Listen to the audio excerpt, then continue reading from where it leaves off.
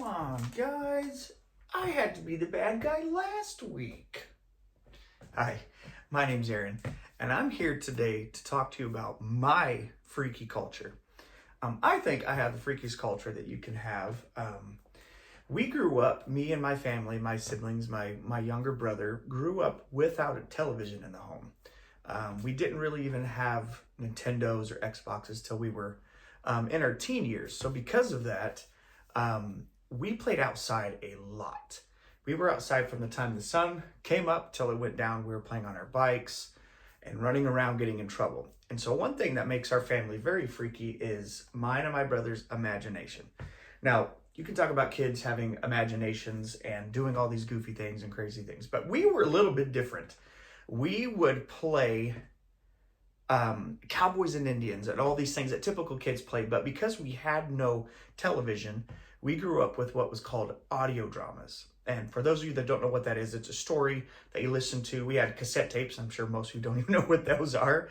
We had cassette tapes, you had CDs, and they are stories that are produced that have actors, sound effects, music, the whole 9 yards, and you listen to it.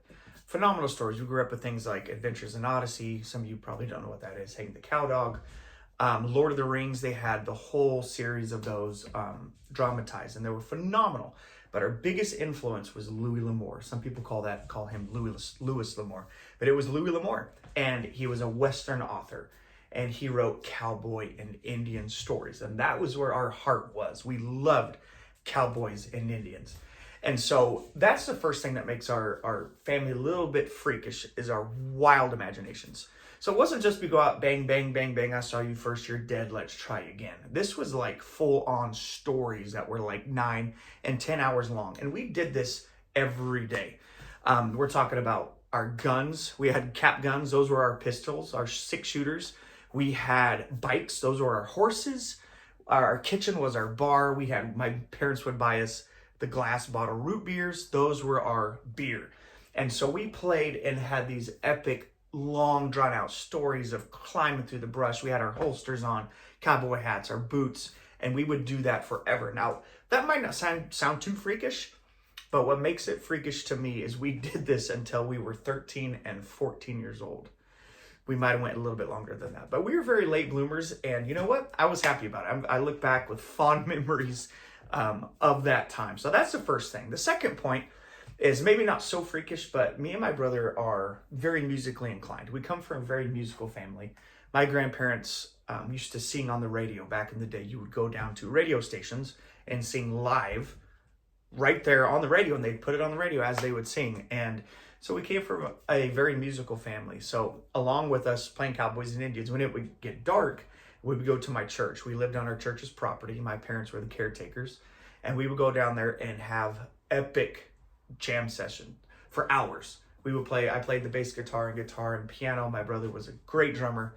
And so we would go down there and play for hours and hours. Our friends, that's what we would do. Instead of going and getting in trouble, we would go down to our church and jam out for hours and hours and hours. So that's the second thing. Maybe not so freakish, but we had a lot of fun doing it. Not the typical thing that kids would spend a lot of time doing outside of maybe school.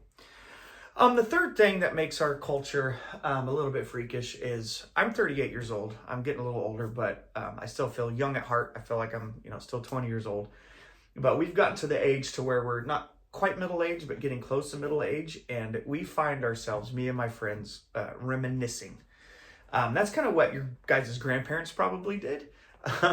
Sit around and talk about the good old days. And I use phrases, and my kids get me all the time. When I was younger or back in my day. And so they like to tease me about that. But we sit around and talk about our stories that we grew up playing and things that we used to do when we were younger. Hey, you remember when you stayed the night and we snuck out and went and did this? And, we didn't get in big trouble, but you remember when you stayed the night and we jumped the car on the railroad tracks, like crazy stuff like that, right? And so we would sit around and still do to this day, typically around food. We'd sit around and eat, and we will talk about all the good times that we had, all the adventures that we went on. And so I love it. I loved how we grew up. I'm not ashamed of it at all. We had so much fun. So there's my 3 points. Number 1, imagination. Number 2, we were musicians, and we love doing that. Still do that to this day in our local church. It just became our passion. And number 3 is reminiscing like an old man. We sit around and love reminiscing.